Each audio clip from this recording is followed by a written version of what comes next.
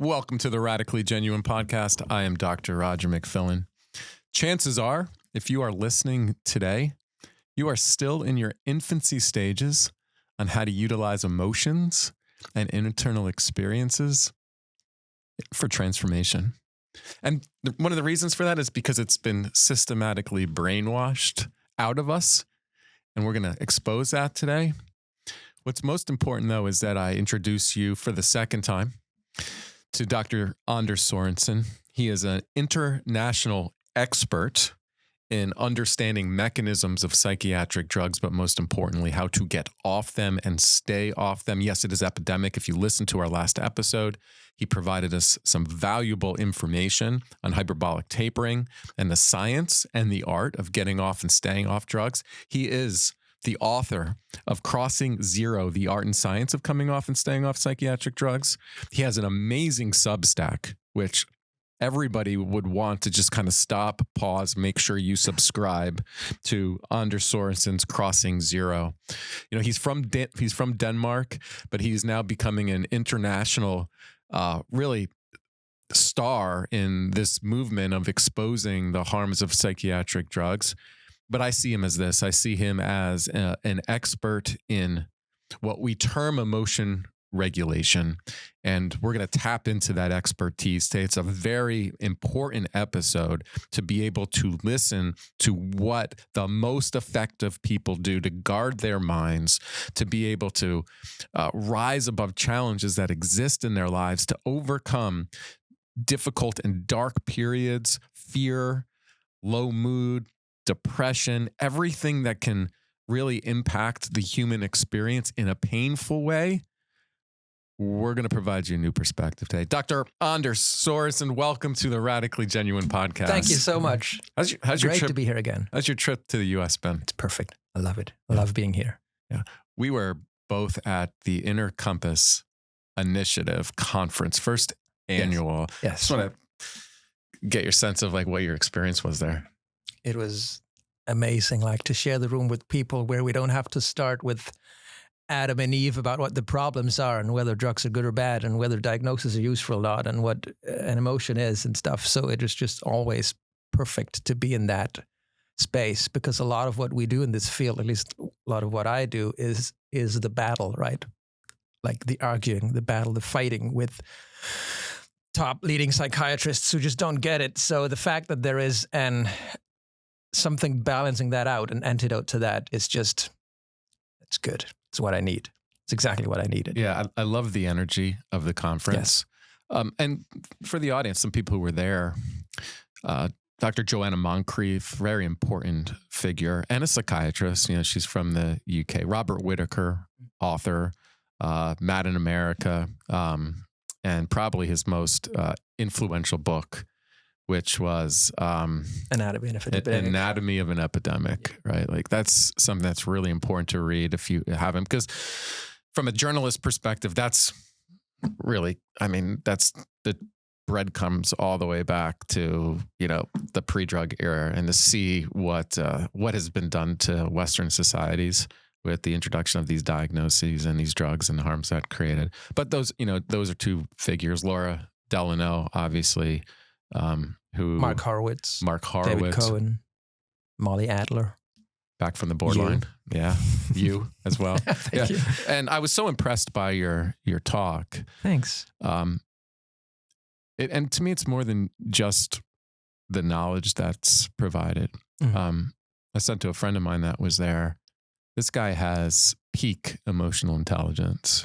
Me. You. Yeah. Good to know. How do you see emotional intelligence? Well, awareness must be part of it, right? Can't be intelligent, can't use it if you're not aware of what it is and isn't. So I guess it starts with that. Yeah. And there was a theme to your talk about the value of emotions. Yeah.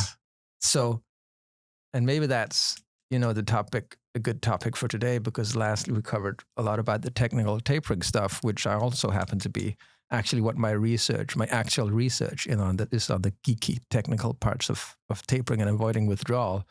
But what's I would say what's more important to me and where I come from is the emotional stuff. So I really try to bring what I did then and here, and in my overall mission is to bring the emotions back into the tapering world, obviously, but also in the broader conversation. And it's not rocket science to understand that if you take drugs that basically just, which is what most of them do, numb and narrow your emotions, then part of coming off means that'll resurface. And now what is that? That's sort of the question most people would have, like, what's normal then? Well, what am I returning to? And if you have a wrong model of what you're returning to, what normal, whatever that means, emotions and minds are, then you're going to have a hell of a time adapting. I think a quarter of the American population has taken at least one psychiatric drug. And one of my areas of focus was try to understand the type of person who would turn to the medical industry to numb and narrow their emotions, right? Tell me some characteristics of a person who would turn to drugs to numb and narrow. Well, in some sense, it's maybe one of the deepest psychological mechanisms, like truths about being human, is that we want to rid ourselves of pain. That's why it's there, right? So I think it doesn't get any deeper than us wanting to, that's what motivates us to get away from pain. So in some sense, it's all of us, depending on how we understand that mechanism. So, and I used the same example last time I was here just to get everyone on board. The example of hunger, for example, it's pretty smart that that's unpleasant because the body can't seek out nutrition on its own, but it needs it. It needs to motivate us to do it. So it creates an unpleasant state that we then have to decode. The good way to regulate that, it's not an emotion, but it's more like a state, but there's definitely an unpleasant element to it. The clever way to regulate is to go eat. And then that signal turns off. Problem is, if we don't understand that mechanism in terms of all the other things we need as humans, love and connection and autonomy and belonging and goals and all sorts of other things.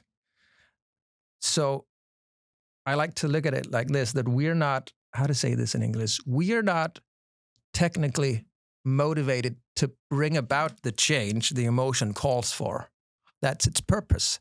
But I think the element of motivation is just to rid ourselves of that emotion, if that makes sense, which is what opens up the door to all the problematic ways of regulating emotion, suppressing distraction, overthinking, medication. So I think, and there's a long answer to a question, that's really where it pivots into those who get attracted to the medical model and those who don't. So let's continue with this metaphor about hunger drives us to eat, right? So we know then that there's a purpose for hunger. It's a survival mechanism, and you refer to it as a signal, but I think people don't understand their emotions in the same way. No, because we've gotten, as per your introduction, far away from that. Because of the pain equals pathology or disorder or some negatively clinging word.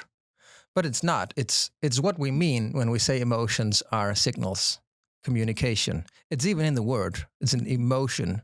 So the word even implies something that tries to move us. So an emotion is something, it's a force. It is a force. It has to be a force because it's trying to make us move, to drive us.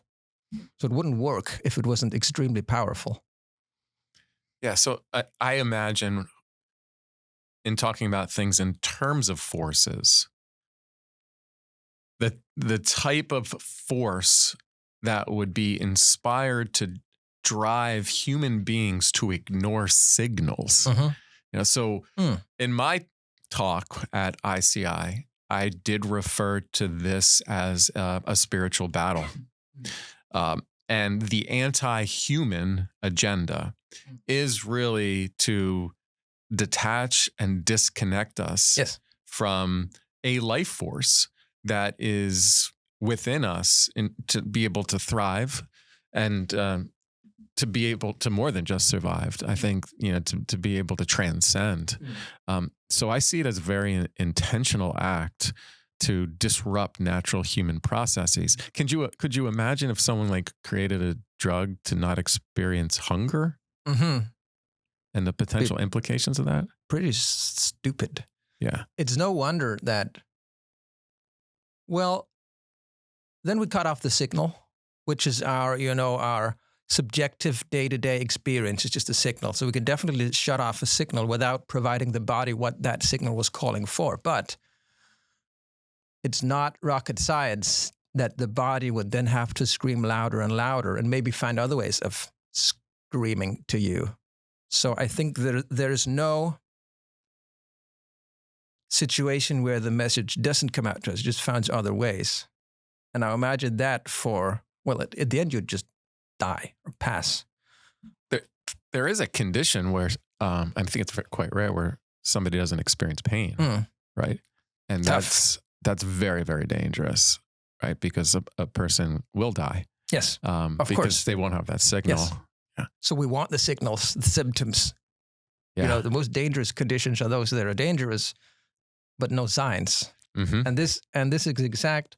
I hope listeners will understand. This is just a metaphor for the more fluffy, deeper, existential human needs we also have. Like it's the exact same mechanism. So it's still a force. It's still a signal.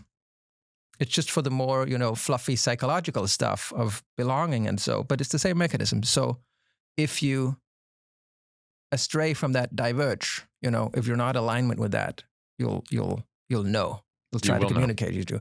And the three main sources in the affective sciences of how that compass works is what we call goals, values, and needs. So just to get everyone on board, everyone has something they want, and everyone has something they need, and everyone has something they value. And depending on how it goes with those things and how well you're in alignment with it, which obviously involves you understanding that it's a message. That's why we're having this conversation. Then you'll feel pain, or you're more or less pain.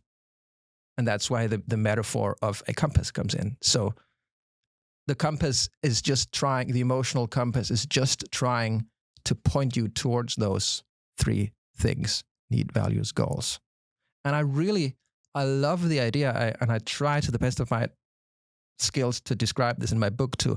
I just love the idea of there being something inside me or above me, or where you want to place it, that knows what I need and want and value.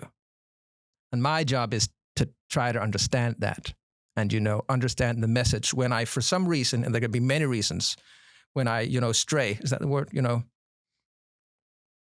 What's the word here? Stray works, yeah. Away from those, then I'll get a signal. Just as if I don't eat for a certain period of time, I'll know. And now the fact that we've called that a disease, an illness, a pathology, is a problem. So you spent the weekend with me. We went for a walk on a path in the Delaware River. In nature. It was cold, but we were walking anyway. We found ourselves in this conversation about emotion regulation and mental health. I expressed some concern about using that word regulation, and I'll try to articulate that. But let's say that there's three paths that one can take. One is the current path in psychiatry. Emotions are a symptom. Mental health, mental quote unquote health, you're healthy if you feel less of them, right? So emotional distress means mental illness. Pain means something that we need to numb and narrow. And then that's a positive outcome if you feel less. Yes. That's one paradigm. Sounds almost ridiculous saying it. I can't believe we bought into this to the degree that we have, because it just seems so obviously harmful. I think the other kind of approach here, which we started talking about, is really around emotions being neutral, right? Thoughts too. Like there's no such thing as an intrusive thought, because if a thought becomes intrusive, you've given it power, it can't be there, you're not in a neutral stance, right? Or any type of emotion, no matter how painful it is, anxiety, the darkness of despair or emptiness or distress or pain, we can take a neutral stance with it and observe it almost with a degree of detachment, But I'm afraid that limits our ability to allow that emotion to be in motion, because detachment with it, although it can facilitate a degree of a lessening of pain because there's a paradoxical effect with emotions. I brought up a third option, right? Which I think is going to be challenging for a lot of people because they're, again, pleasure principle. Like, it's within us to try to avoid pain and seek out pleasure. Mine was to fully embrace all emotional states and even thoughts with a gratitude and even a love for that human experience, to really, really see it as a blessing and to be grateful for what that message is. So I want to throw over to you, those thoughts that I was sharing with you and get, how you're thinking about it. Because to me, regulate means you have to do something with it to turn the dial down. And I feel like that's too close to the same psychiatric model. Exactly. And I love terminology. Readers of my book will know, and of me. So this is important, which is why we also don't like words like pathology or illness or disorder or all this. All diagnoses have a D, the fucking disorder at the end.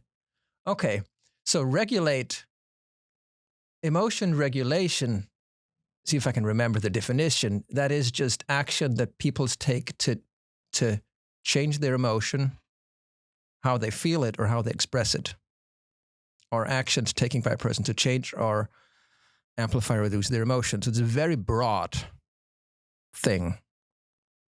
Basically, the things we do when emotions arise. What do you do just after, if you do something? Because I think allowing is so it's kind of the opposite way around. The less you do, the better that little spirit of the emotion behaves. I wouldn't even call it better. It's definitely friendlier. So when I say regulate, I think the way back to the hunger, you regulate hunger by eating. So if that's the way to use regulate, I kind of like it.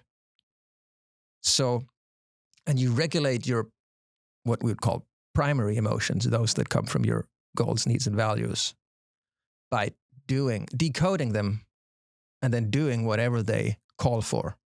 So it's not like an immediate, okay, this pain arises, I have to regulate it. I exactly get what you mean. That's not what we're going for here.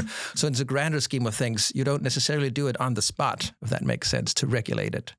So these things, listening, understanding, following the message, that's regulating too, the way I would use the word. And when it comes to like emotion regulation in the more, the local sense, like the here and now, what you do when it pops up, whether it's helpful or not.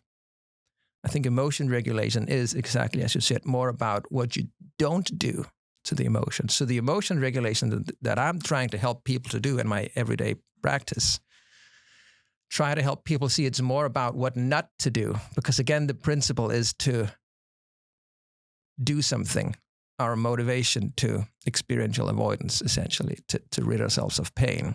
So pain arises and we will have an instinct to do all the things that don't work. Suppress, distract, argue, think positively, think critically, think realistically, remove ourselves from the situation, numb. All those things that are so human and ineffective. And then clients ask, well, then what do I do when I get triggered? And it's like, the less the better. The more you can continue whatever you were doing before, and then enters the allowing the emotion, leaving it alone, which I don't find negative. A lot of people hear it as a negative to leave something alone. It kind of tends to pivot towards distraction or suppression, right? But it's not. Leaving it alone, maybe we shouldn't call it alone, but just leave it be. Be with it without resisting. And maybe also without trying to excessively understand it in the moment. That can be problematic too. If you think you need to understand every single thought and emotion and impulse that pops up, because it could sound like that because our conversation so far is about them being meaningful and having signals. I hope you agree with this. Like that's another problem. excessively suppressing, ridding ourselves, and being afraid, or excessively understanding them in the moment are two parts of the same problem. And then is what enters like embracing. Then what do we do? Embrace it, accept it, which to me is acceptance is just the opposite of resisting and fighting what is. And good luck with that. So I find them in the same. I think what you're talking about is it's just, the next level of being with and leaving it alone in a positive way. Then there's another level where you could love it and embrace it and thank it without necessarily understanding it in the moment what it means. Would you agree? That part of it. I would agree. You bring up some really interesting points because one of the things is the therapy industry that exists currently. And to the extent in which the American public is turning to the therapy industry, most often, I'm going to say 99%, you're going to be 99% likelihood you're going to approach a therapist who, by all means, was just trained under the current system of propaganda. And that can be from Freudian roots or one of the more than 100 the various therapy schools that exist. And you believe that these emotions can be resolved. Some of them will be outside of your conscious awareness. They will create reasons that they exist. And you can talk incessantly about what is painful in your life with the assumption that doing that like allows that emotion to move and then transform. And what I want to share with people is that could actually worsen your ability to regulate emotions because a number of things are happening. One, you're giving a lot of attention and energy to things that elicited pain. So what we bring attention to, what we focus on strengthens it. You're also creating new narratives and stories. It's still very mind focused. Therapy is thinking a lot about your experience. So you create new narratives within the professional relationship. The third thing is I do believe you surrender your autonomy and you create what could become an unnecessary attachment on a professional in order for a way of coping with the challenges of living. Yeah. Our profession is, parts of it at least, guilty of the exact same problem as psychiatry. It's not just psychiatry versus psychology, at least how it is now. If you outsource your understanding and regulation of emotion or management to another person, same problem.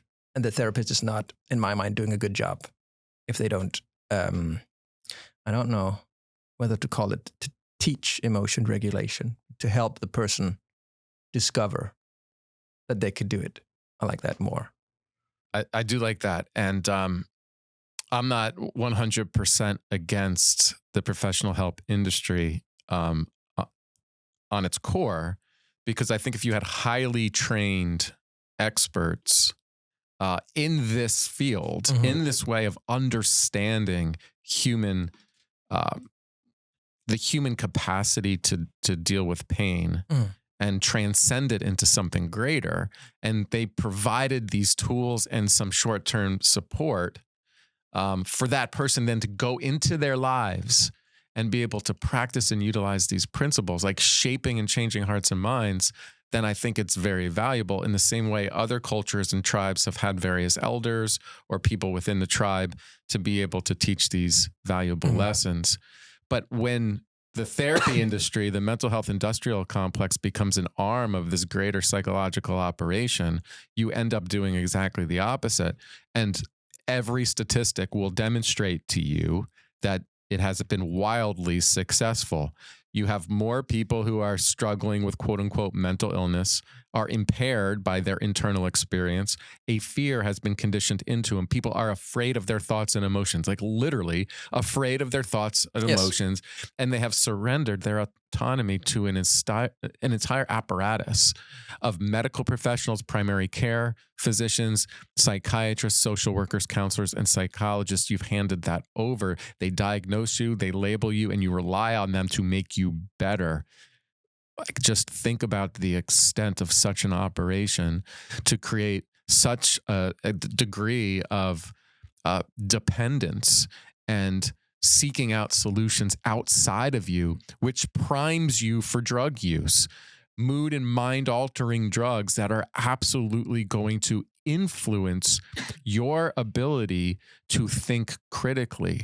What they're using is the fear combined with the authority bias to be able to achieve that realm. The best therapists, if we're going to use that word in the future, are going to be the ones who awaken people to their own power, their own ability to be able to transcend through this experience in their life for something greater on the other end. I've always said that if you prevent people from their darkness and you create a fear around that, you're going to prevent them from experiencing their light. That's the worst. It breaks every psychological principle for true healing to do that. And at the same time, they, depending on who they are, they must know their psychology pretty well, those controlling this, because it's really just one massive, they exploit the human need to, or I wouldn't call it a need, but the longing for a simple explanation when we suffer, right? The quick fix. That's also part of our human ineffective nature, that we seek simple explanations. And psychiatry's explanations are simple, so they're appealing to a person suffering. We want, it's so deep, it's difficult just even to have a bad day without also having this track going that, what is it? What can I do about it? It's part of it. Now here's a machine that exploits that and gives people a false, but in the moment of distress, extremely appealing explanation and a theoretical solution to it. I think it's exploiting it. That's obviously what we would do if you and I had a client who was talking about directly or indirectly quick fixes, is to get that mechanism out into the light, right? And go meta on that, become aware of, okay, you're caught in such great pain that your natural instinct is to seek out explanations and outsourcing the solution, and then have a conversation about that instead of following it. Yeah, unfortunately, and I see this even with my clients, many of them who've been in the mental health industry previously or obviously just exposed to this culture, is you leave my office and there you are. It's you and your mind and the environment that you're in. And there's such a conditioned and cultivated fear. You know, they just want to retreat away from it, run away from it. And some of them will seek solace in my presence, right? As if I have the ability to be able to get them out of that state. As one client said to me last week, I was considering writing a Substack article on this. She said to me, it's as if I come in here and I'm on fire and you have the fire extinguisher. And we had a difficult session. And she says, and you didn't use the fire extinguisher, right? Like, that was the best style of communication to, like, I want to use this time with you to rely on you to make me feel better, which is antithetical to what I'm trying to do. I'm trying to awaken the power within. Yeah, you're not following that thing. You're not explicitly not going down that road. Yeah. Which is our job. Yeah. And I feel like there's just too many mental health professionals who believe that's exactly their job, right? So here, use this technique, do this, think differently, take this drug, avoid this situation, right? They're constantly pushing various ways to suppress, avoid, judge. They have no idea that they're conditioning fear of the internal experience. Like, oh my God, you have suicidal thoughts? Oh my God, you have an intrusive thought? We have to do something to not think that anymore, to get rid of that thought. And they are clueless that they are going to then create more of those same thoughts by doing it exactly that way. And we are, exactly. And I'm using techniques. I would identify as someone using techniques too, or methods in my practice, but they're different because they all involve triggering something unpleasant, trauma, and emotion that they feel they can't handle. A very difficult thought that's called difficult. They can certainly be difficult, but not use intrusive or negative, just difficult. And then show them, not teach, but show, implying, again, I like language, implying that they can be with it in a way that's not overwhelming. So we're showing them through various, we're not telling them, it's too cognitive, we're showing them in various eyes closed exercises. And then doing that enough time will give them an experience of fearing it less. So you could call that a technique, but it's more like an inverse learning. It's a learning experience, exactly. Yeah. That's how we should use the word. Which reminded me, and this is why I love your Substack. Thanks.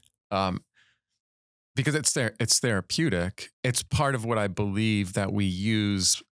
Obviously, you're skilled and you're talented, but you've dedicated your life to this, right? So does that mean we don't rely on your expertise because you're part of a professional helping industry? No, I think people who dedicated their lives to learning these things for the good of humanity, we need to in some ways promote that this is what you do, and we make a choice, right? Is what you are saying, does that help me? Do I see the value in what you're sharing? And sometimes there's a simplicity to it. And the best teachers are able to communicate complex phenomenon in ways that people can understand. So your last, one of your last Substack articles, it was the last one, was around the metaphor of the dog and barking. I'm going to let you just tell this story and then how this can be useful for people. I'll try. So one of the most powerful yet most difficult concepts to explain for me is self-regulation. And when I use the word self-regulation, I refer to what thoughts and emotions and impulses do, what's in their nature. They regulate themselves.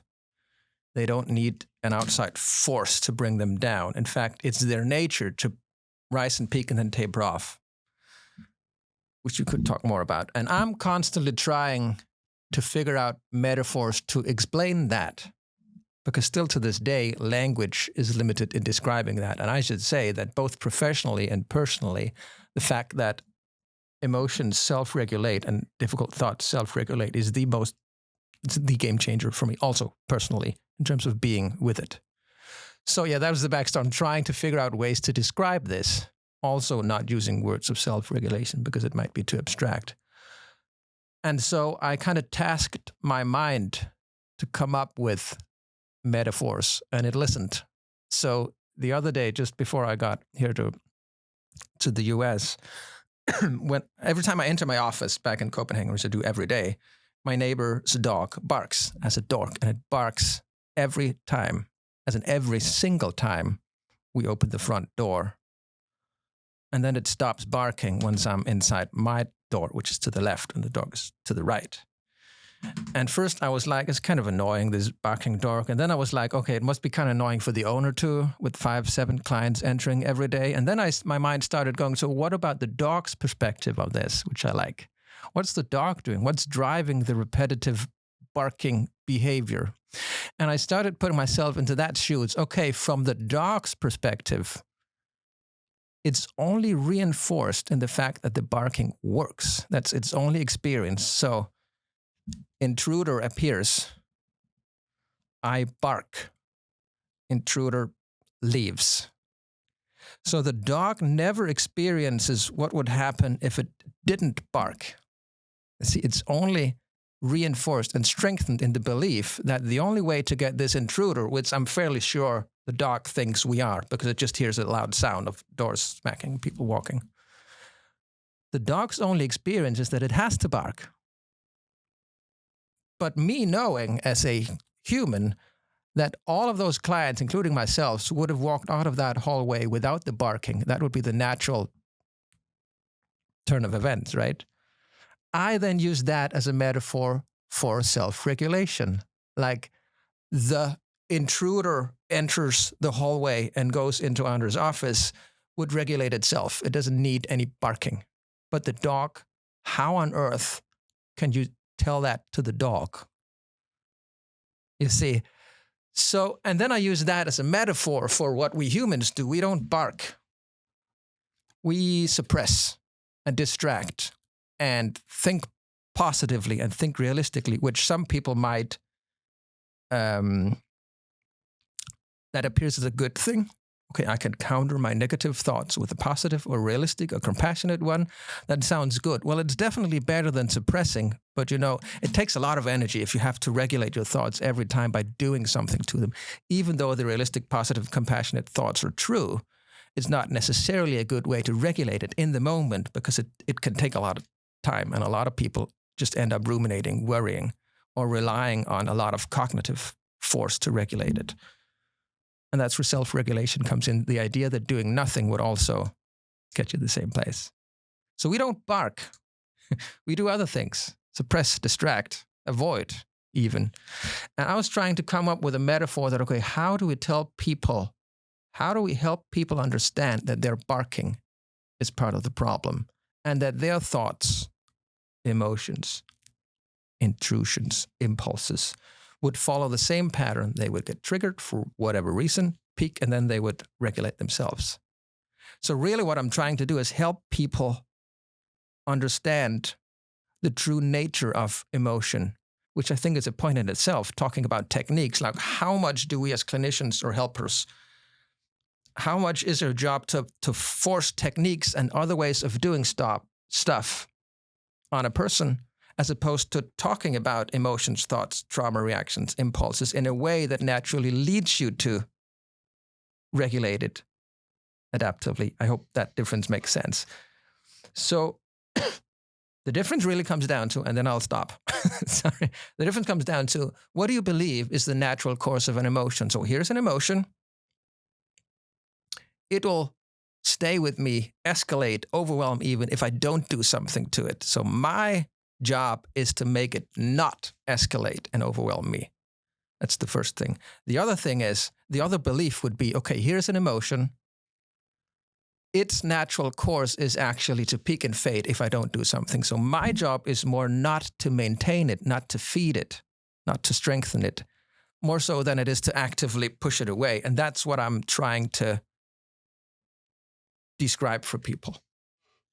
Brilliant. It's a long explanation. Brilliant.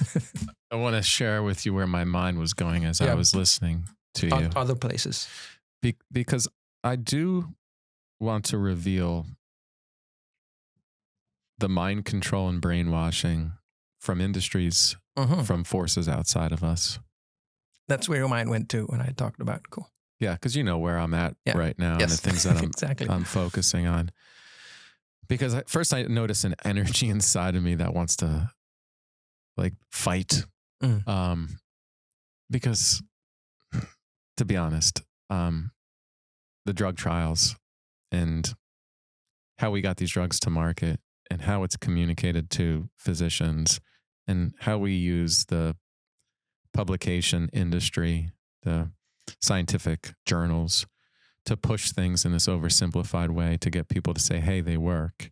It's so infuriating because it's so simple and it's so dark in that simplicity to talk about things in terms of, oh, well, no, these drugs work. Because as you said, the dog is barking. He thinks it works. He's only reinforced. Of course, that's his reality. Because they go away. But same thing. Like when you drink alcohol, right? Your social anxiety goes away. If you were struggling in social situations, it acts as that mechanism to reduce the amount of fear as it impacts certain parts of the body and brain. And so you already have a population of people who've been conditioned to believe their internal experiences are dangerous. Yes. That's why they're going to the doctors in the first place. Yes. They'll label it as a condition, which now validates and reinforces that idea that it is dangerous. You enter into a drug trial, you use a psychoactive substance that acts on the brain and the body in a way that reduces and numbs, just as you said, numbs and narrows. And so now you automatically and pretty quickly, combined with the placebo response, reduce, narrow, numb the experience. And you're like, look, it worked. And because you were told that those internal experiences were dangerous, now you say things like, hey, they were life-saving because they were dangerous. And you just create an outcome measure, right, that measures the numbing and narrowing of the experience. And you say, look at this. Look, you've overcome the pain that is involved with that. And so it reinforces and strengthens the entire idea that what within you is dangerous. Yes. Now we know this is going to be temporary.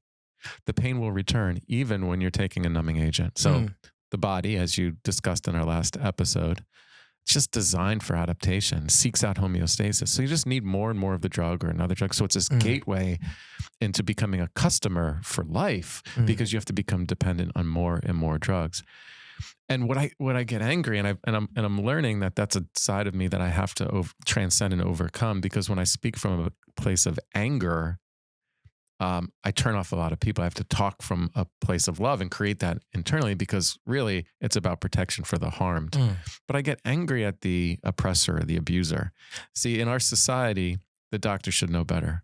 Yes. You can't be that simple-minded after going through medical school, right? There has to be something about your capacity for critical thinking and analytical thinking that would inform you that, hey, this reducing and numbing isn't what's best for the human experience. But somehow they found themselves really in a trance-like state, being able to be influenced by major forces and industries to see it as a symptom that on a checklist you can kind of measure and then say, hey, look at this drug works. Just so simple, so dumb. So dumb and simple, but people in distress. Okay, so I get your association. So, and I go into this in the book too, like, again, terminology. What does work mean? If you mean remove some pain or unpleasant element, or at least reduce it, that's your simplified way of something working. But so the drug, when it works to downregulate some pain for a moment, inadvertently reinforces the underlying beliefs that pain needs numbing or reducing. So drugs are bark, really. Like, it's the exact same mechanism. And that's why, exactly as you said, this, not in the absence of understanding pain and drugs this way, your experience becomes that it's life-saving and it really helps you. But all it does is it works on one level, on the symptom level. But at the deeper level, the one we're trying to target as therapists. So while it numbs the pain, it also confirms your belief that, okay, I need something external to regulate this. So the message then becomes, okay, this is overwhelming. It is overwhelming me, and it would escalate if I didn't stop it with a drug. And also, it does not make sense. So the further I get away from this pain, the better. And there's even a model in the book where I try to describe this, that we have to talk about things working at different levels. Alcohol works. Avoidance works. Like, just avoiding your triggers, your traumas, your stuff, the things that cause pain, it works. It just causes other problems, because other parts of you that want to go out in the world and do stuff and follow your goals and your values, they all start complaining. Yeah. It works temporarily. It works temporarily. Yeah, avoidance always works temporarily. And then obviously it's strengthened by negative reinforcement. So it's that temporary reduction in that pain that reinforces you to continue doing that same strategy. But then in the downstream consequences of this, with someone with PTSD, for example, who wants to avoid the memory of the trauma or avoid any external reminders of the trauma, this is why we see nightmares. Yes, right? Because the body, the brain, the mind, it's going to process that event because it's necessary. It has to move. Yes. Right. And then we see the nightmares as a symptom of the condition. Also a symptom. Yeah. When it's really not. Psychiatry has covered it all, right? Yeah. Both the feelings, the emotions, the pain is a symptom, and the stuff people do to manage that is also a symptom. And that's where we got all the behaviors. Now it's almost full package. We're going through the different diagnoses, like what are they made up of? Emotions and ways of coping with emotions, emotion regulation strategies, whether that is avoiding, overthinking, overeating, cutting, dissociation even, incredibly strong protective mechanism. Good that we have that. People rely on it to make it through tough times. Problem is, whatever help you cope with the tough times tends to stick with us and become our overall strategies. And that's where the problems, that's really full circle on emotion regulation. That's what we're trying to help people with.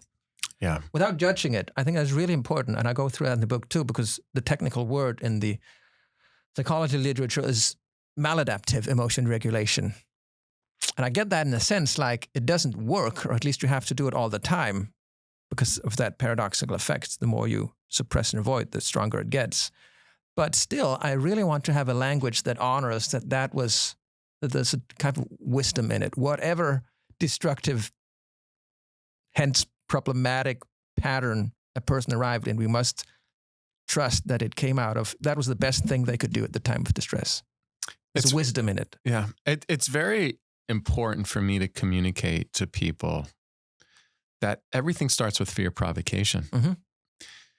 Because we are so averse to fear, it is like an instinctual reaction for survival, that those who are in authority or who want to influence people on the individual or group level, it's always going to start with fear provocation. It's why the news media is going to lead their programming with something that is going to provoke the most degree of fear within a person, right? So if it bleeds, it leads, right? And that's just a tried and true mechanism. Yes. It's why during COVID, they would exaggerate the potential problems and consequences of the disease. Yep. Its greatest fear provocation. It's why on CNN you would have the rising death counts, right? That was for you to provoke fear.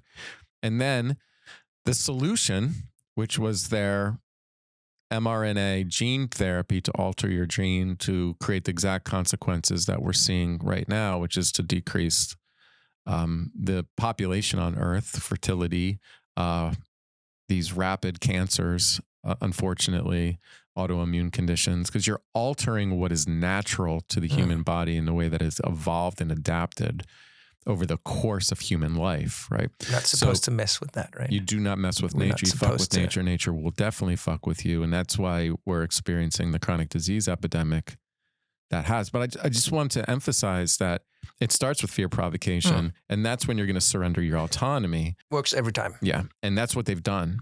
So here's a lesson. It's obvious. It's clear. Always know it. Any person, any industry, any entity that wants to provoke fear, they're trying to control you. It is a mind control strategy, and they're going to use it to create susceptibility to influence you to an outcome that they desire. So do not trust any fear provocation techniques. It's also going to create a consciousness. Okay, what do I mean by consciousness? It's our awareness. Consciousness influences matter. So what we create internally will get manifested into the physical world. So fear provocation will manifest itself into going to see a doctor around a lot of things medically. I have a question about the doctor. Can I interfere? Go ahead. Would you remember your stream of thought? I will. Do you think the individual doctor or psychiatrist, when they try to insert fear into, say, someone experiencing their first psychotic episode or romantic episode, and then the message to them is, okay, turns out you have this disease, and this was what triggered it. That's, they frame it in a negative way, fear. Do you think they are consciously trying to control that person, like the mechanism we talk about here, or is it like on a higher level, they're not the individual? They're victims of mind control themselves. Exactly. Good. Yeah. So they are, which actually makes it worse, right? They are probably genuinely convinced about these disease entities existing, schizophrenia, bipolar, borderline, whatever. And they're helping this person by helping them understand you've got this, it's in you. And it's negative. Yeah. So they were fear conditioned. Yes. And they were told that it is their job to treat this disease and to save this person from adverse consequences of not receiving the treatment. Yes. So right? The element of control is not in the immediate, at least for most doctors, immediate contact with your doctor. It's on a higher level. Yeah. Good. Yeah. Unfortunately, I have contempt for those who can be brainwashed to that extent, right? Because critical thinking, analytic thinking was suppressed. Yeah. And it was suppressed systematically, starting from elementary school through their entire programming. Programming is the right word. Mm-hmm. So they're acting within the programming. And so the fear provocation exists. Like, all right, you had this psychotic episode, you experienced mania.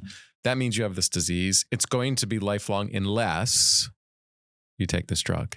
And this is where I get angry.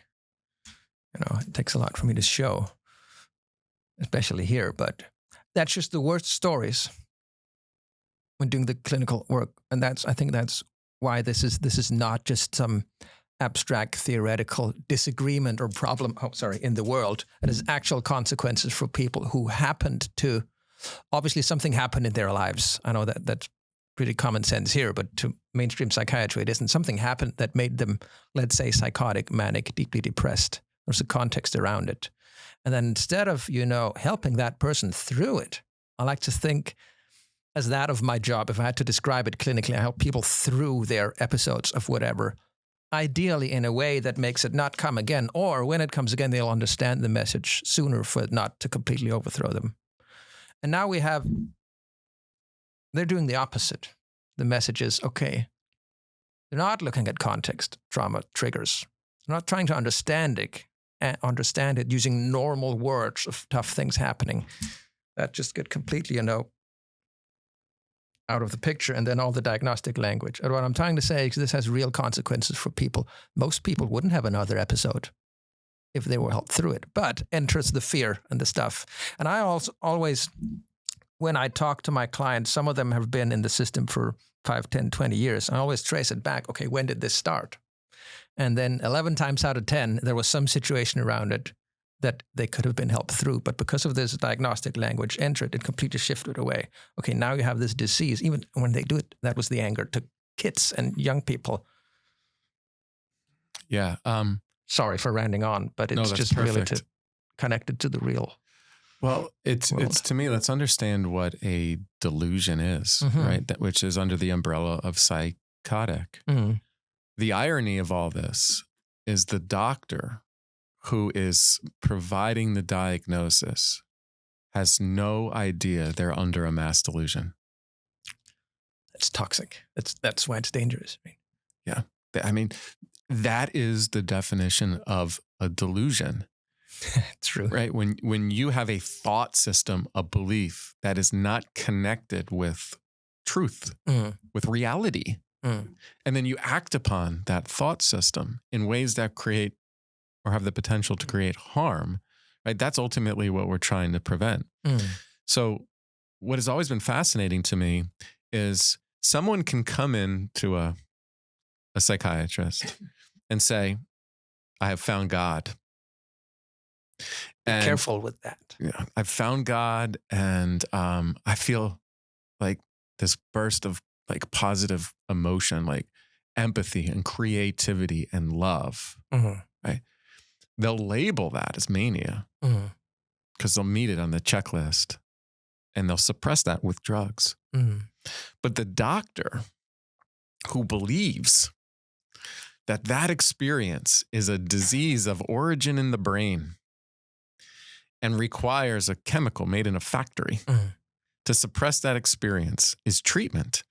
That somehow is not a delusion. No.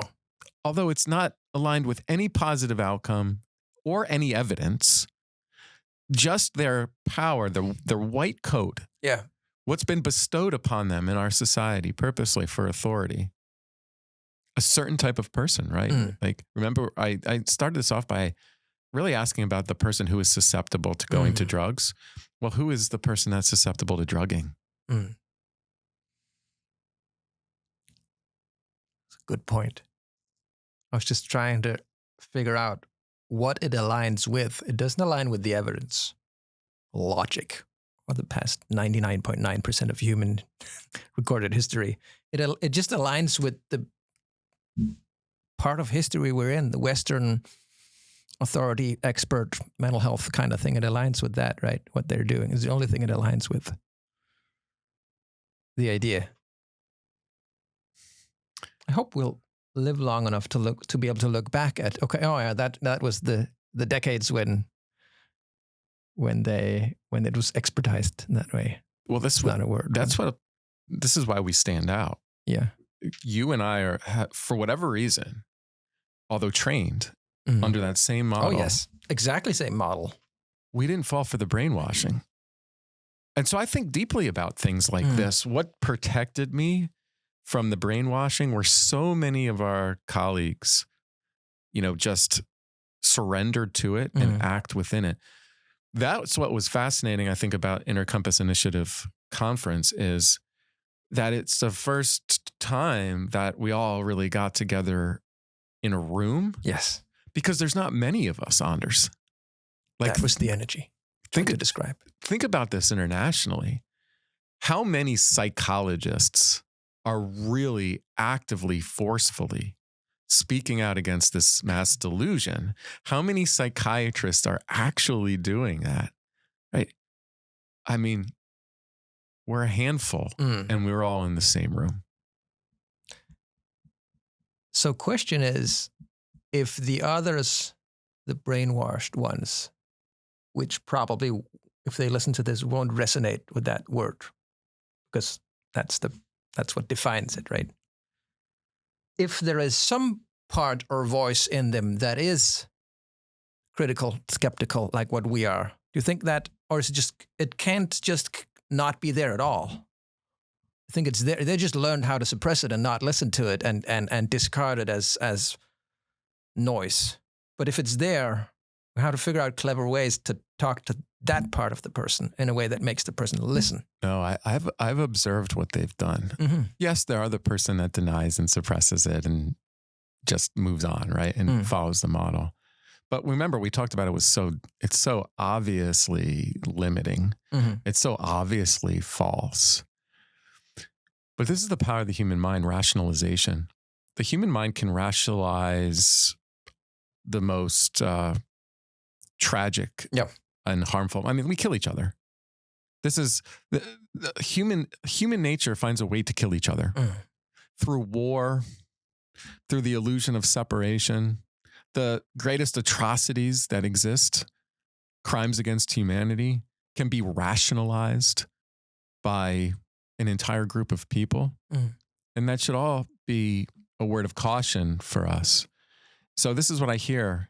And this is people, I think, where I stand out. I've been called, too controversial, radical, bellicose, whatever those words are, because I clearly and directly state how unethical, how harmful. I don't think any SSRI should ever be used, ever. But this is where you see the rationalization. Like, these people are still acting in the system, say, there's nuance. And you have to be open to the ideas. There's some people that really help. They use all this language to kind of still continue to elevate them as a healer. And it sounds like the positive ones. It sounds like the compassionate thing with nuance and balance and And then what are you doing? You're using ECT. And you're zapping someone's brain with, completely unethical and obviously like no outcomes that we would ever desire to create that type of damage to the human brain. But yet, they'll justify that type of treatment as there's somebody out there that's relieving their suffering and improving their quality of life. It's the same argument with SSRIs. Although I've never met that person. I've never seen it in my entire career. I can't find it in the research literature. They're able to use that type of rationalization to continued support of that intervention. And here's the problem with this, Anders, is when you start entering into that type of thinking, is that everybody thinks they're that person. Anyone who's in suffering and pain. So you take the vulnerable person wants to relieve that suffering pain. They all think they're the ones that are going to benefit from the intervention. And that's why you see so many more people taking psychiatric drugs and entering into experimental treatments. And I should maybe listeners of your channel know this already, but the ways we're talking about, the alternative to what we're criticizing here is also relieving. In fact, it's more relieving, I would say. So just not to make this sound like, okay, we're not going to help people in distress. We are helping people in distress. That's what we're here for. But in different ways than the acute, local, numbing, simple explanations, just really to get everyone on board on that.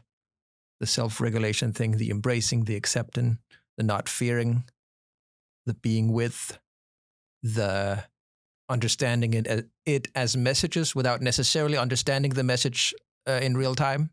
That kind of state is not only also helpful, it's like genuinely, sustainably helpful. I just felt like saying that so that it doesn't sound like we don't help people suffering. No, let me explain why I think what you said was really important.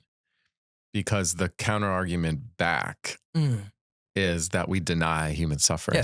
Yes, that's always you get. Oh, if you don't call it an illness or a condition, then you don't validate it. Yeah, which is bullshit. Yeah, we don't deny the existence of it's very what real. we label mania. It's extremely real. Or psychosis, yes. right? I think I just did a pretty good job of speaking to how the mind is vulnerable to delusions. But what we're arguing against is the manner in which we categorize it. Yes. And then the manner in which we treat it creates an epidemic. It's not healing. It's going to make it worse fundamentally by its nature. And when we look cross-culturally, and you're not American, but let me tell you a little bit about American brainwashing. Please. Right? This is from the moment we've entered into school, right? The United States is the beacon of freedom. We saved the world from tyranny. Go back to World War II. We rescued Europe, which, of course, there's truth. A lot of brave Americans were able to do that. That we live in an absolute free society, right? And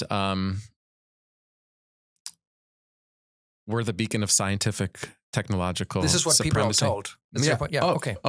Yeah. American exceptionalism. So by nature, an American is conditioned to look down upon you, Anders. You're not American, right? Your ancestors wouldn't leave tyranny to immigrate to this land of the free and to create a country that is self-governed. Now, you entered into democratic socialism and you give a lot of your money over to the Danish government. You surrender that and you want to be controlled, right? Like, govern me harder, please. Tell me what to think. Tell me what to do. And there's some truth to some personality differences. But what people fail to recognize is that the United States has evolved into one of the most propagandized countries in the history of the world, as evidenced by our declining culture. As evidenced by our declining medical system, the health of our country, the public school systems are in shambles. Our once like beautiful cities are really being destroyed from within, and we have a leadership that has long since been captured by really intelligence forces and intelligence agencies that are involved in a number of psychological operations, not just around people around the world for control, but the American people themselves. So when they're not aware to it, they're not awakened to it, they believe that they are free. They don't know how these mind control strategies are used on them in American television, in the media, newspapers, mainstream media, powerful social media, messages. We're constantly bombarded with information. Remember, it starts with fear provocation. Then it's allowing the messages to seep into the subconscious. And then what happens is that everybody sounds the same. They start repeating the same things over and over again, right? And they don't realize those aren't their own thoughts. They don't realize that they have not guarded their minds. So they're no longer sovereign, but they think they're sovereign. That's a bad combination. It's the worst of combinations. I think part of my responsibility and using the mental health PSYOP as a great prime example of how we've surrendered to it and how we're controlled is to be able to discuss things to first our listeners. And I ask always, anyone who listens to this podcast, send it to 3 people. You know, I was talking to Ralph today. Like, I have a growing platform. Like, if you go to my Substack, it's routinely a bestseller on Substack. I have this growing social media platform, and people who listen to this on Spotify or Apple, just download this and listen to it. That's a growing number of people too. It's in the top 0.5% globally, right? And then go to my YouTube. We start providing the videos of this, and you get like 400 or 500 people listen. Yeah. Like, that's impossible. It's actively suppressed. So everything in my channel is suppressed, and some of them aren't even allowed to be viewed. Right. So and they tell you this. YouTube tells you this. It gives you a message saying, this has been. Yeah, I'm completely suppressed. I'm completely limited. Everything that I'm doing, which makes me really, really dangerous because I'm over the target with a lot of the things I'm saying. So I would just like to do an example. Anybody who listens to this today, just go on and click. You don't even have to watch the episode. Just like let it play for a little bit, and let's see if these views even get counted. Like, that's an active suppression technique. Right.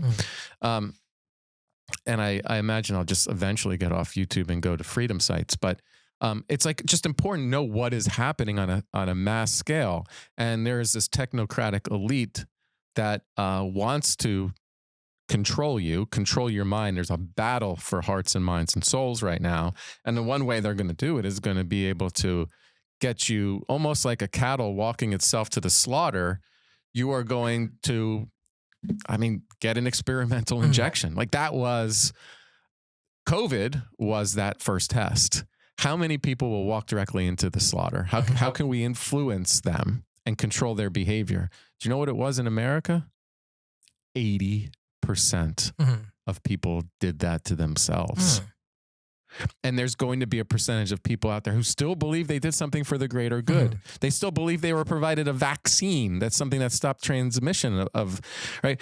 So how does this tie into the mental health industry? Well, that's how influenced we are by these messagings. The mechanism makes sense because so many professions, institutions are built upon whether they know it or not, the psychiatric idea of suffering and mental health.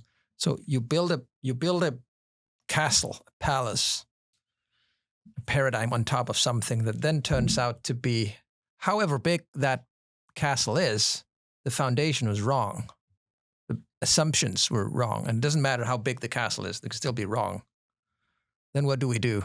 Obviously, it's going to be resistance, attacking, discrediting anyone pointing out that flaw in the foundation, right? And that to me would explain the degree of the mechanisms that you describe here. It makes complete, just in overall systems theory, it makes sense that system, which is wrong, inherently foundationally wrong, but big, would react in those ways because it can't consult the evidence, can't consult logic, history. Then what does it do? It has to really protect itself by attacking and discrediting. And all the things that happens, even locally, I would say to a lot of people working in the field, they all know, and I talked about that in my speech to the ICI conference too, being discredited, attacked and stuff when we say something that is inconvenient. And it is inconvenient for a system. So we're noise in the system, and systems tend to react by ridding themselves of noise. So I see the same. I'm just trying to make sense of what you just said. I think it's the same mechanism. It just lives on different levels, really. And the thing about fear is that it impacts critical thinking and critical analysis. Of course. Right? You're not supposed to, from a biological perspective, to think and reflect when you're in danger. It's those who did that are not here. Evolution made sure that they're not here. So it's a strong mechanism. You're not supposed to think and reflect and think positively and take your time if there's actual danger ahead. Yeah, so it's interesting how that gets used to influence and control behavior. So last night, I befriended a filmmaker from Canada when we were at the ICI conference, and he sent me his teaser because he's looking for funding for his project. But it's around what the Canadian government did during COVID and the rise in infant mortality since then. And certain brave souls, one detective in particular who's trying to expose this because this was her job. And there was a clip of Justin Trudeau giving a speech, and I'll slow it down so you can see how ridiculous it is. But at the time, it was highly effective. He was saying that you have a choice to not get vaccinated. But if you make that choice, there will be consequences. Do not think you'll be able to ride our public subway system. Do not think you can go out to public and infect those who went and got vaccinated for the greater good. Now stop and listen. It makes no sense logically.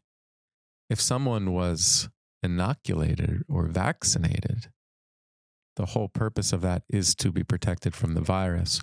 Why would they be at risk of those who did not get vaccinated? Funny argument, funny logic. And what it makes no sense, but fear suppresses critical thought. Yeah. And then you create, that's your point. Yeah. You create the other. You know, there's a group that's trying to harm me. I am sophisticated. See, I listen to the authorities that I've been conditioned to bias to believe. I elevate myself, and you animals who did not go and get the vaccination, you're putting all of humanity at risk. And then it just develops like an anger towards them. They don't even realize that they were just the cattle, the sheep, whatever term you want to use, that walked themselves into the slaughter. And this isn't to demean or devalue people. It's to wake you up to what is being done to influence and control your behavior. And the same thing is happening in the mental health industry. So how do we break that? How do we do that? Yeah. I mean, education matters. Like I think these talks, because there's not many of them happening,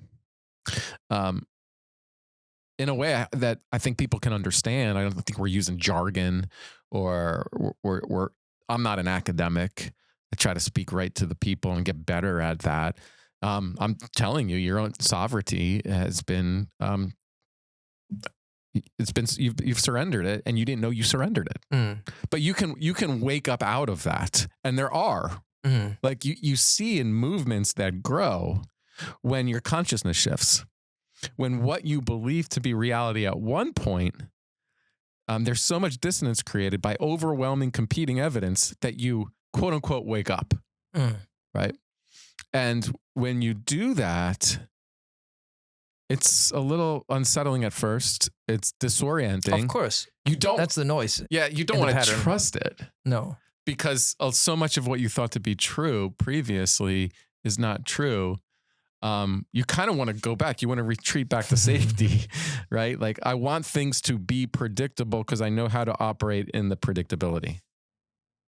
At least that's the part likely to be most active at first, the retreating, protective, security part. We got to help people feel, man. That's, something that would break it. I'm just trying to figure out ways to introduce. You can't fear friction in people's patterns, systems. It's fear that takes them back to the predictability. So if you condition a fear of fear, right, you stay small, you stay stuck, easily controlled, easily manipulated. If I like the term keep going, keep walking, like you're going down this path, it's unknown. Like you're going into the forest. We know you have to get to the other end. And when you get to the other end, you see everything from a new perspective, and you're stronger. You're more enlightened. You've learned. Your consciousness expanded. You're ready to create a new society, a new way of living. But what fear does is it gets you to go like halfway into the forest, and it's fucking dark. It's cold. You have to survive on your own. You don't know what's there. You think you're in danger. And there's all this safety back there. The village is right back there. You can go right back to a warm fire, a roof over your head, get a night's sleep. There's food in the fridge. And now you're safe. But you are going to stay within that predictable pattern over and over and over again until you die. And there's pain in that too, right? I think that's the everyday pain and distress you'd feel. I think we just get used to that. So that's it's familiar distress and unease and pain. And that forest just appears because it's another type of distress as worse. And then you tend to retreat back into your everyday patterns that may feel painful, just gotten used to it. I think that's what makes people in the beginning, if we're not helped to understand the mechanism, retreat. There's faith and trust in this process. Like if I'm going to say, keep going, there's something better on the other side. It's almost like you have to trust that you'll jump off a cliff and grow wings, right? And so most people don't want to do that. So they don't transcend the illusion that is this reality. And they're never able to obtain what is their highest good. Part of it wants to.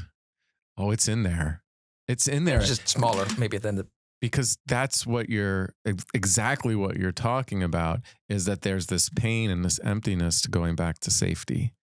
You don't really, you might numb it with alcohol and food and entertainment. Ways to, yes. Right? But it still comes back. And it's going to be there because it's the signal that your soul is supposed to be on another path. You're supposed to keep going. When you're in the middle of the forest, don't turn back. Keep going, because once you get over your fear, then you're dangerous. You're not controllable, because revolutions need to occur. And someone who's sedated, numbed, drugged, entertained, controlled does not start revolutions, they're controlled. And it's scary as shit for me that 80% of people were susceptible to that. And the government knows it. The government knows who got it and who didn't. And don't believe for a second all this information that's being harvested, all the data, they know everything about you. You think that's for no reason? That's used, right? So they know who you vote for. They know whether you've got a social media presence. They know what your algorithm is. They know what you say. They know whether you got the vax. They know whether you use the healthcare system and how. You are very predictable. Therefore, they can control you. They can influence you. So one of my things right now is be fucking unpredictable. Right. And the way to be unpredictable is don't follow the patterns. And I think there's a guidance system in there for you that will help you, that you're going to follow what is your divine guidance, what is your soul's highest good, not the mind through fear that wants to keep you small. So we're back to tying it back to the start with the compass. And I guess people can use whatever word they want. And I'm still trying to figure out what to call it. The thing I tried to describe before, the thing in me that knows what's good for me and what isn't, and what I can do, what I'm capable of and not. And it's trying to communicate to me. And the better I align with it, which is has an element of fear to it. You have to break patterns. So back to that, really, to the emotions. That's the signal that tells us. It also does other things, but one of the things it does, it's trying to tell us how aligned we are with those things, the signals. I believe so. I want to divert off the path just a little bit, but I think it'll bring us back. You were talking about this weekend, David Lynch. He is, I guess, the director, maybe producer, creator of Twin Peaks, amongst others. Yes. Right. And we just happened to be in a bookstore in Frenchtown, New Jersey, small little town. Yes. And what what you become exposed to is this David Lynch book. Yeah, facing upwards. Yeah. Like Yep. clearly highlighted on the table. And I believe that there are no coincidences and everything is happening for us. That was a synchronicity to me. You bought it. Oh, yes. And then I began to see your mind starting to challenge your version of reality. Exactly. That's what I just thought. Yes, that's the point I'm in right now. Sorry if I interrupted. I want you to That's good. speak about this process. I'm struggling. My mind is struggling to make sense of that experience because yes, it aligned. First of all, we talked about it hours earlier because my tattoo here is Twin Peaks. The owls are not what they seem, and the one below the watch is also from Twin Peaks. So we already talked about it, and the topic of the weekend was like consciousness, meditation, spiritual stuff. Psilocybin was there. I don't know if I can say that here in the podcast. I had my first psilocybin experience. Are you willing to talk about it? Of course. And then it aligned with that fucking book on the bookstore there. A book that is exactly about, first of all, David Lynch and Twin Peaks, but also about the main topic of our weekend together. And my mind is telling me still, and I'm not fun in the process, I would attach to that one. It's just random. It's coincidence. It's there. And you're trying to help me see it's not. Yes. Although I can't say I'm an expert on David Lynch. I think him and a lot of other people have learned that if you can tap into a greater field. Is exactly how he described it. Exactly. Because then I've been reading half of the book and hearing you talk about it. So I can say it's exactly that. When you tap into a greater field, you're exposed to higher intelligence. I'll use the word God. Not everyone does. Someone, just views it as a loving energy, a universal consciousness. I'm just going to say it's a greater field that we have exposure to. The mind is, I think, what is tied to this physical 3D reality, the ego sense of who we are. It's very survival. And it can be hijacked, captivated, controlled. But when we talk about this inner compass, I think it's an alignment and connection to this greater field. And there is this loving force and there is this loving God that is there to guide us when we invite that energy in. And so I think we're always trying to be woken up to that. And that's what synchronicities are. Too many of those experiences have happened to me. You don't just start talking about David Lynch, end up at a bookstore. It's pointing up to you, you buy it. And then there's concepts that we're actually discussing and are there for your growth and for your learning to challenge some ways of knowing things. So I just called it as a synchronicity. When you believe everything is there for you, you're going to use it to your benefit. So you experimented with psilocybin, which is like a molecule chemical in mushrooms that have these properties on certain doses to impact consciousness, like to affect your understanding of reality. Which is something that I'd never done before. I wanted to do before. I've never even fucking smoked pot or hash or anything, like no drugs, because I don't want it to work, because I will be susceptible to it, because I don't want anything external that I take to actually work on quieting this noisy mind. So there's a disclaimer here I want to make sure that the audience knows is that psilocybin as a psychedelic is well-researched, controlled trials now. It's used to help people who have some of the most severe forms of like PTSD, veterans, victims of assault, right? So understanding these mechanisms is not just like people recklessly using street drugs for some particular. No, this was a controlled environment for a particular reason. Very. And as mental health professionals ourselves, trying to understand what are the mechanisms, how does it impact mind and consciousness, and how can it be used for the betterment of humanity? And of course, where are the vulnerabilities too? Like those are important. So if you're willing to share your experience, I think the audience would probably find this fascinating. So the story is, on you mentioned we get to talk about microdosing, and so I tried a microdose, whatever that was, 0.12, Very something, small, very small. small dose. On Saturday. And then you asked me throughout the day and on Sunday if I could feel it. And I was like, don't really know. I was focused, but I could have been that anywhere. Now, what were you doing? Well, on the first day, on Saturday, I was just working. You had your computer in front of you. Exactly. You were, yeah. I was just working. I wrote 2 Substack articles, actually, the one on the dog and the other one. Point is, the next day we then talked. My answer to that question really led us to, okay, let's try something stronger then, because my answer was, I don't really know if I had an effect.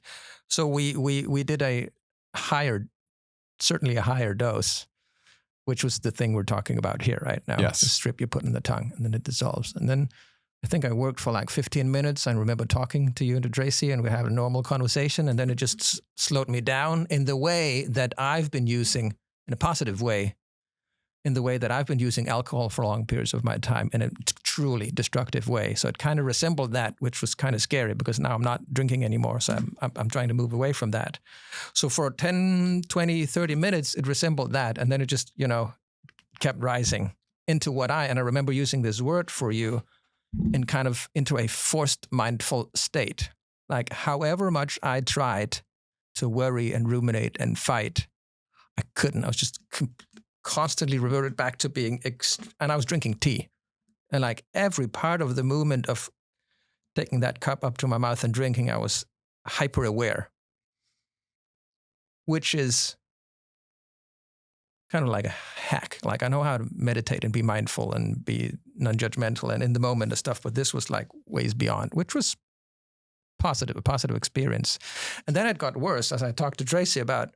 And all this was really, really interesting for me to experience, because then for some reason it got incredibly difficult for me to swallow. And I was like, this part of me tried to interpret that as dangerous, and it was certainly there, and I was just trying to stay on top of both. So for about 45 minutes, lying on the couch listening to music, and you were there working, I was kind of just living from swallow to swallow, because each one of them felt like it was really difficult. And obviously I got to pay a lot of attention to something that normally you just do. So that was a fun experience because I could just feel the part of me that wanted to fear it and be afraid. And now you're going to die and you probably have some condition that interacts with psilocybin. And we didn't know that, trying to create all these stories. Power of the mind. Yeah. Yeah. It was there. Yeah. The mind was trying to. So clearly, the psilocybin, and that's what it does, right? It turns off that default mode network and pushes the ego, the negative mind aside. But it was still over here trying to react, trying to get its version of reality in, trying to make me fear it. But it was strong, but a really cool, deep experience of navigating that. I survived, and then suddenly it stopped. And I went for a walk and looked into 3 pigs' eyes for 10 minutes. What was that experience like? That was really good. They were so cute. 3 pigs at your place. And I can normally, this would maybe be one of my main problems, as you've seen. I'm not good in silence. I do stuff almost all the time. I rarely just sit and look. So one of the first hours before meeting those pigs was also literally just looking outside your window at the patterns of the tree branches behind. Which was cool for me to experience. And it was calm, like it was quiet, it was positive. It was not the negativity that my mind would usually, that was pushed aside for a moment. And then the same experience with those pigs, like I eat a lot of meat because I'm on keto and carnivore sometimes. I'm not used to mouthing these words. It's new to me, but I felt connected to it in some way, that cute little pig. And it was really good at having eye contact, the pig, for a lot of minutes, just watching into those eyes. So I didn't want to eat it. Well, not that particular pig, obviously, but pigs in general, which was also a topic of the weekend, right? Yeah. That you just stopped eating pork yesterday. I did. Well, this is interesting. So I think, and I'm theorizing here, is when you slow down the default mode network, the mind, which is connected to our survival, that can be easily hijacked. You get connected to a greater field, and we have the ability to almost like switch a dial to a different frequency. And in that frequency, it's, different dimensions. And I do believe that there are guides and spirits, and there's essentially, I think a lot of Christians would say, well, you never do something like this because it's like a portal that could open up to like even demonic forces and so forth. And I actually agree. I think there's, once you turn into greater frequencies and have this ability to quiet your mind and you're exposed to that, the same energies that exist outside the physical realm, both dark energies and obviously that of the light and good, are both there for available. I just think there's universal principles of love and compassion and kindness that are very clearly, influenced by that loving energy. And then, what we see on this physical plane, harming others, detachment, anger, war, famine, all these things about the illusion of separation and their desire to control that. You can also be exposed to that. So I'm not denying that. But sometimes I'm provided certain messages. One of them that happened this weekend was, well, you've had your last drink. Like, give up alcohol. And then another one was, and this one was from the weekend, having a conversation with somebody that was meaningful and then further reinforced, was don't eat pork. Okay. Well, I like bacon, like sausage, but there was some reasons around energy, not to mention certain aspects of that type of meat that can be problematic. And I believed it. Like, it meant something. It hit me. Do I really need to have alcohol, and do I really need to have pork in order to live a full life? Well, I don't. So I'm making a choice to give those up. Both had a pork experience this weekend. What were some other experiences after the pig? So the psychedelic field, in particular in Denmark, overlaps a lot with whatever my field is called, critical psychiatry. So I know a lot of the people, and I think I've understood theoretically what psychedelics do and psilocybin do for a long time, but experiencing it was definitely something different. I've got a lot, and this was yesterday, right? Yes, it was yesterday. Yeah. So, you're still integrating. Exactly, integrating and fighting and resisting. And it's a really fun thing to observe the parts of my mind, trying to make sense of it and, integrating and transforming and rationalizing and all that. But I understand now better than before the difference, like that drugs numb and shut down and psychedelics open up, because that was the experience. Sure, it pushes something to the side, the default mode network and the negativity and all these things that make survival. Negativity, problem-oriented, comparing, all the stuff that most people, I'm sure, if they analyze their problems long enough, that's what they're trying to avoid with drugs or entertainment or addictions or whatever. Set aside. It's almost like the mushroom tricked my brain or my mind into thinking there is safety, so there's no need for that right now. And then what pops up? So I really finally understand that it doesn't introduce or add something. It makes space for whatever that is, which was inherently positive, compassionate, calming, curious, interesting, forced mindful. Yeah. Even to the, well, obviously sensations of the body feels different when you're under that influence, but of feeling every little moment, huge overlap between what I'm trying to help people achieve through the mind only, psychologically, through the sometimes longer, more troublesome ways of meditation and attention techniques. But it was really the same. So it was a profound experience. And the really cool thing about it is that it's not like I woke up today and say, I want to get in there again to that degree. It's not like fueling that addictive part of me that just wants to enter that again and be there all the time. Yeah. I really can use it for something. And obviously, this is day one after, so I'm still integrating. But it's definitely helpful to have that door kicked in where you had these 3-4 hours where there was just no sense of danger besides the swallowing issue. Yeah. I think it's the beginning of something. I like to listen to those who've overcome the after effects of trauma, where the system was keeping them stuck in it. So certainly combat veterans are the really important kind of group to evaluate. And they said some things very similar to what you say, is that the exposure to this, and I believe in what's called post-traumatic growth, right? Very established psychological principle of people going through something very, very challenging, traumatic in their lives, and it being a catalyst for future growth, like an expansion, right? Instead of something that's limiting. And how that molecule allows people to expand their consciousness to a greater understanding. So first of all, there are principles that sometimes are developed or experienced within that journey.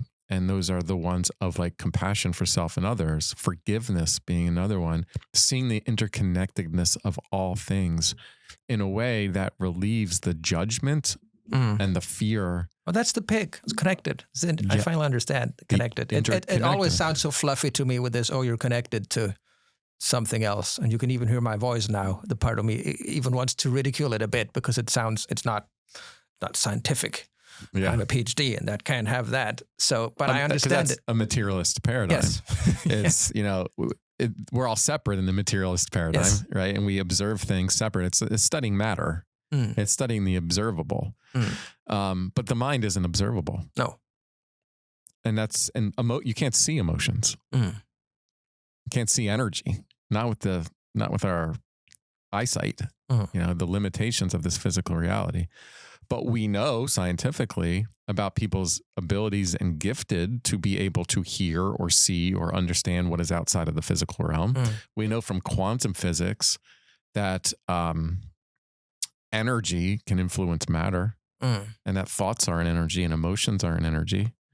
And it begins to, like, the veil between the unknown and the known, the spiritual and the physical, it becomes lifted and say, oh, it's all connected. Yes, you might be separate from the pig in the fact that you're a physical matter and the pig is a physical matter and there's separation, but then you're aware of the energy that the pig exudes and you exude, and you're both in this field and you both exist in the same place at the same time. And that pig actually does serve a real important purpose for humanity and the earth, or it wouldn't be here. And you start removing aspects of our nature, the physical nature, that it impacts all things, right? You start cutting down trees, forests, it impacts our atmosphere, impacts the weather. You start seeing the interconnectedness of all things. There was something for my logic rationalizing mind. Go ahead. No, just it starts interfering. There's an actual interference with the weather, with the nature, with environments. It's just the way you just described it. There was something for my, I don't know what to call it, mind, ego, rational, what I was trying to make sense of it. The opposite of all the spiritual, connected, fluffy part. There's a battle going on in there right now. But there is so in Twin Peaks. That's what it's all about. One of the main themes which we talked about. So it's interesting. It's really interesting to be in this because it's a disruption to my patterns. Which I spoke to earlier about how it can be disorienting. It is disorienting, exactly. It's an anomaly. And the inclination is to, like, retreat back. Yes. Right? Don't keep going. Don't question your version of reality. Yes. Follow the rules. It's safe. Go back to the village. Go by the fire. The food's there. People you love there. Follow the authority, what they tell you to do. That'll keep you safe. And it's the exact same mechanism. I'm trying to just individually, like you would see why the consciousness, the thing I entered under the trip, if that's what we call it, you'd see why that would be dangerous to the problem-solving, survival-oriented mind. Like, no wonder it's constantly pushing it away and insisting on this negativity and comparing and what if and if just and stuff. That's the part of the mind. That's its job. It makes kind of sense that that's the default, hence the default mode network. Again, just with the hunger, it would be a stupid organism is if our default was positive and hopeful and compassion to survival needs.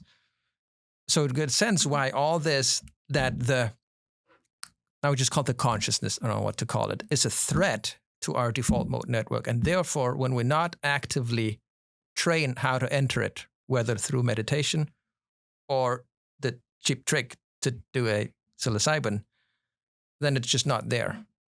Does that make sense? Yeah, it makes it's sense. there, but it's just constantly covered up by what most people would refer to as the mind. But that's just a part of the mind, really, that most people have access to, the negativity. Yeah, and the way that I look at it is the default mode network is necessary. Like, I need to know that I have to stop at a red light when I'm driving my car. You know, that's survival. To stay alive in this physical world, we need certain things. And then I expand it to what is, other than those rules for survival, what else has the ego created? And the ego has created this version of you. Dr. Anders Sorensen, international expert, author, you know, and so there's this identity, and you don't want to lose that, right? So it's tied with all security, financial security. Our professional lives are very much connected to our needs and our desires for safety and security. Oh, yes. Right? Because you're so afraid of losing your status. You don't want to be kicked out of the tribe. It is so biologically ingrained in our DNA to not move outside the tribe, or we're going to die. And so that's the provocation of fear. That's why it's so difficult to find enough people who are willing to go into the forest and keep walking for their authority to be something higher than them, right? To be that loving force. Like, God is my authority, not Anthony Fauci or, you know, whoever else is telling you what you need to do, right? And it's funny, like, God, I can go in rabbit holes how, like, Hollywood is used. Like in our culture, I think the worshiping of people who became famous, you know, as if somehow they're better than you and you're lesser than them. It's our gods now, really. It's a false mainstream God. Western God figure. Yeah. And that's why one of my themes when I was speaking at ICI was to really take an honest reflection of a culture in decline and what has gotten us there. You know, these are certain things that you value in American culture. You saw this definitely during the pandemic, is the liquor stores stayed open, the churches got closed. Yeah. What is free? Pornography is free and pushed. But then other things that are really necessary for our health, well-being, thriving, you know, can be very costly. You know, we push gambling, we push weed, we push pharmaceuticals. These things are constantly, entertainment, are constantly being pushed to captivate our minds. And then you're controlled within that apparatus. You're always trying to seek out some short-term pleasure. And for this podcast to go full circle, it's to understand that those are all traps. That short-term pleasure, that escape, that entertainment, it's to keep you asleep. And you'll never awaken to your full capabilities if you're controlled by that apparatus. Again, that is full circle, actually, back to the first point we made, or I tried to make, that's what we're it's the element of motivation. Again, it's not necessarily that's the purpose of the pain, is to bring about some change or something in our lives. But the element of where we feel it is just to rid ourselves of the pain. So all those things you just mentioned, we're equally motivated to approach and do, distract, entertain, numb, because that's just the element of it that we're motivated to rid ourselves of. But then you just have to keep, if you don't do what the message calls for, you just have to keep doing it. And then the repetitive eating, entertaining, watching, distracting, suppressing behavior comes in. Yeah, I feel very strongly I'm here to break up the pattern. I think I'm here on this earth. When I say here, I mean on this earth. I mean my soul is to awaken as many people as possible to the psychological operations. And I do see this as a spiritual battle. I do think there's dark principles and principalities, energies that are trying to keep us disconnected and detached from that divine universal consciousness, one where we all can awaken to all the possibilities of revolution and what we can create on this earth. We're going to do it. I have no doubt, but you're not going to be able to do it with fear provocation. You can't use the same weapons of war that they're using. You have to do it from a more loving and awakening energy, right? Yes, we can use some logic and reason because we're living in that world, right? But it can't be all mine. It's got to be something spiritual. It's got to be something energetic. And I think what I'm trying to learn is how do you create that from within, and then your message is more powerful because it's coming from a place of love and not of fear. I think that's how you awaken hearts and minds. And prepare people that waking up hurts, like breaking any pattern hurts. You know that from therapy too. Like even when you help people out with the most destructive avoidance or being hard on themselves or doing something that obviously hurts them and then they want to get away from, even this negative self-story, there's still an element of the body, the mind wanting to keep us in that space. Like if you stop smoking, for example, silly example maybe, but I hope listeners will understand, smoking is 100% bad for the body, but it's not like it rewards you for stopping smoking if you're doing it for a long time. Its instinct is to punish you at first with withdrawal, right? And then awaits. It's really trying to, which is the same mechanism for withdrawal, psychiatric drug withdrawal, obviously. They're just trying to we should prepare people that this awakening and waking up that we talk about, even though it's good, it doesn't necessarily feel all positive right when you start it because you're disturbing, you're introducing dissonance and friction into the system. Does that make sense? Like, in fact, I think it's brilliant. People should, because otherwise people would be still in their egos. Okay, this awakening thing that they're talking about doesn't feel right good. It must be wrong then. Retreat back. Yes. We're just trying to help people to see that obviously it hurts. Breaking any pattern or habit or system hurts because the system resists change. That's what makes it a system. And hence your walking into the woods metaphor. That's the perfect statement to end on. Before I let you go, where can people find your book? Just on Amazon. It's on Amazon. How's it doing Easy so to far? find. It's doing well. What's it called? Crossing Zero, The Art and Science of Coming Off and Staying Off Psychiatric Drugs. And it's a funny book because it has all that we talked about last time, all the technical stuff, all the really geeky brain stuff of how to reduce the dose and how to come off and how not to do it and how to manage withdrawal and what happens in the brain. And then section 3 shifts into what we're talking about here with emotions and thoughts and trauma. And because that's why the title's so long. I want to help people come off safely without causing too much withdrawal and to stay off, which is a completely different question. And if you don't reach these depths of what emotions are and what it means to be human and what suffering is and isn't, and just continue out into your resurfacing full emotional range without help and understanding what that is, then most people, I think, would retreat back to the drug again. Not because of withdrawal, but because they weren't prepared for what that is. So a lot of what we're talking about here, I even go through most of the emotions. What's anger? What's sadness? What's sorrow? What's anxiety? Okay, it's signals. So I'm trying to just, without intervening and telling people exactly what to do, provide them with the framework that's more hopeful and less fearful. And I think what today's episode is, I think it's a reflection on how getting off psychiatric drugs safely, which is a tool of that dark energy. I think it's a mitochondrial poison. I think it's so dangerous and so damaging. Getting off of it isn't just about the body. We have to learn, for the lack of a better word, how to regulate these internal states that have been conditioned in fear for so long.